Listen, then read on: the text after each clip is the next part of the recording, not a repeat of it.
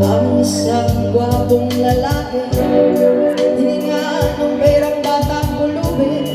Pasensya na, maralo sa templo. Pagkain lang sabi ko ng pasino, talaga bang di ba pwede lumipat ng pwesto ang lalaki?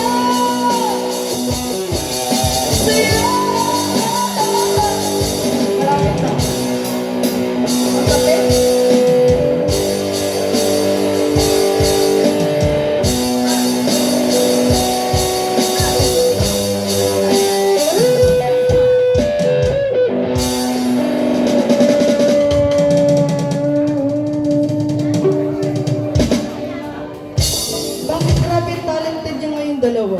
Parang energy niya, hindi ko maintindihan kung saan galing. Kanina po, nalalata na po kami tatlo. Pero ngayon parang dahil po sa palakpak niyo, bumibigay sila kahit walang lumalagay. Paskong pasok, walang lumalagay. Chance lang.